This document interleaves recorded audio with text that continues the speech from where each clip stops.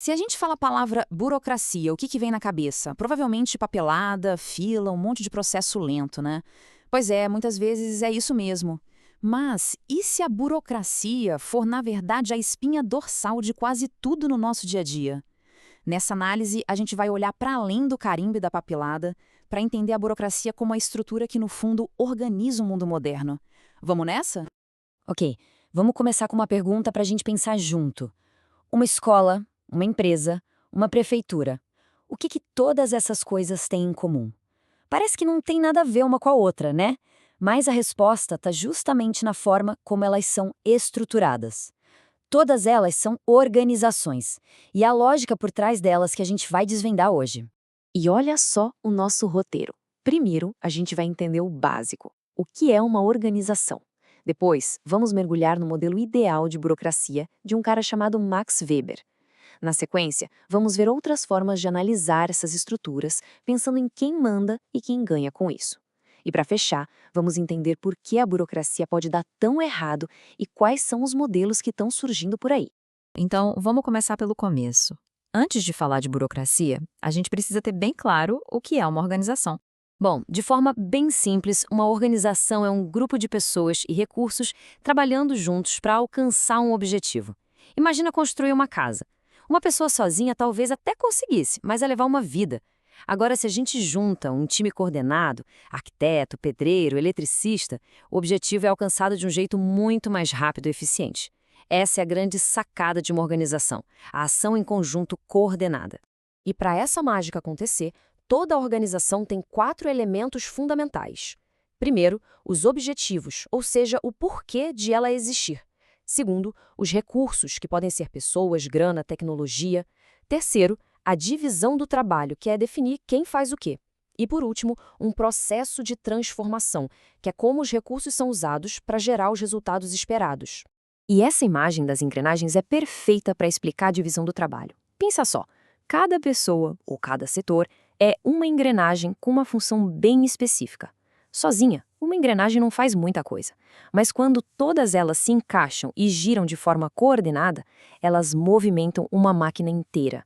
É exatamente isso, a especialização de cada um, somada à coordenação de todo mundo, que gera o resultado. Agora, uma distinção que é super importante. A gente faz parte de vários grupos sociais, certo? Tem os grupos primários, como a nossa família e amigos, que são baseados no afeto, na proximidade. E tem os grupos secundários, que são formais, tipo uma empresa ou uma repartição pública, onde as relações são guiadas por regras, por regulamentos. É nesse mundo dos grupos formais que a burocracia nasce e cresce.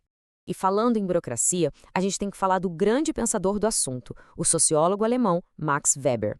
Ele não inventou a burocracia, claro, mas ele foi o primeiro a descrevê-la como um modelo ideal.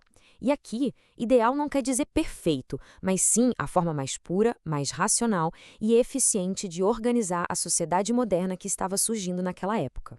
E o ponto central da ideia de Weber é este. A autoridade não vem mais do carisma de um líder ou da tradição, como num reino antigo. Ela vem de um sistema de leis e regras. Ou seja, as pessoas não obedecem a Maria, mas sim ao cargo de gerente que ela ocupa e às regras que vêm com esse cargo. A lealdade ao sistema, não à pessoa. E para Weber, esse modelo ideal se apoia em 3 grandes pilares. O primeiro é a formalidade. Tudo precisa estar escrito, documentado em regras claras. O segundo é a impessoalidade, que garante que as regras valem para todo mundo, sem privilégios. E o terceiro é o profissionalismo. As pessoas são escolhidas pela competência, pelo mérito e não porque são amigas de alguém. E esse conceito de impessoalidade é genial. Não quer dizer ser frio, distante. Significa ser justo. A regra tem que ser aplicada do mesmo jeito para um amigo ou para um completo desconhecido. Pensa bem, isso foi uma revolução para combater o favoritismo e o jeitinho, que eram muito comuns antigamente. Ok, o modelo de Weber é a nossa base, é o ponto de partida. Mas claro, a conversa não para por aí. Outros pensadores olharam para as organizações e fizeram perguntas diferentes. Então vamos trocar de lente agora para entender as organizações pelo lado do poder e de quem se beneficia com elas. O sociólogo Amitai Etzioni, por exemplo, pensou: ok, o modelo do Weber é ótimo para um escritório, mas é uma prisão e uma igreja. Ele sacou que o segredo para entender qualquer organização era analisar o tipo de poder usado para manter as pessoas na linha. Ele falou em poder coercitivo, que é baseado na força, utilitário, que é baseado em recompensas, como o salário, e um normativo, baseado em crenças e valores em comum. E olha que interessante essa tabela. Cada tipo de poder cria um tipo de envolvimento diferente.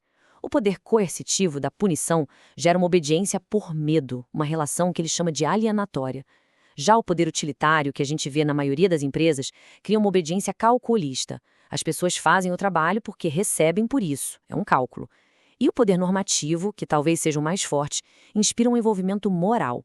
As pessoas seguem as regras porque acreditam naquilo, na missão da organização. Muito bem, saímos da lente do poder e vamos para outra pergunta, talvez ainda mais direta. Para quem essa organização realmente existe? Quem é que está ganhando com isso? Outros dois teóricos, Blau e Scott, fizeram essa pergunta simples, cui bono, que em latim quer dizer quem se beneficia. E eles mostraram que a gente pode classificar as organizações com base nisso. Algumas existem para beneficiar os próprios membros, tipo uma cooperativa. Outras, como a maioria das empresas, existem para os proprietários. Existem também aquelas focadas nos clientes, como um hospital. E, por fim, as que servem ao público em geral, como os órgãos do governo. Certo, a gente já viu os modelos ideais, as diferentes lentes, mas vamos ser sinceros e voltar para a nossa experiência do dia a dia. Se a teoria é tão bonita, por que na prática a burocracia pode ser tão complicada? Pois é, essa é a pergunta de $1 milhão. O modelo de Weber é um tipo ideal, uma teoria. Na vida real, aquelas mesmas regras que foram criadas para garantir a eficiência podem, ironicamente, acabar criando lentidão, frustração e dor de cabeça. É o que a gente chama de disfunções da burocracia. É quando o remédio vira parte do problema. O sociólogo Robert Merton mostrou exatamente isso, como as qualidades da burocracia, quando levadas ao extremo, viram defeitos. Sabe aquele funcionário que não resolve um problema porque falta um carimbo, mesmo que o pedido seja justo? É o apego à regra se tornando mais importante que o objetivo da regra. A impessoalidade vira indiferença, e a estabilidade vira uma resistência enorme a qualquer mudança. Vamos ver alguns exemplos práticos dessas disfunções. O particularismo é a famosa panelinha, quando o grupinho se protege e ignora as regras formais. O excesso de regras é quando, para fazer uma coisa simples, é preciso preencher 5 formulários diferentes e pegar 3 assinaturas. E o mecanicismo é quando o trabalho vira algo tão repetitivo que a pessoa se sente só mais uma peça na engrenagem, sem espaço para criar ou pensar. Essa percepção de que a burocracia podia dar errado levou à busca por novos modelos. De um lado, a gente tem o modelo mecanicista, que é basicamente a burocracia de Weber. Funciona bem em ambientes estáveis, mas é lento para mudar.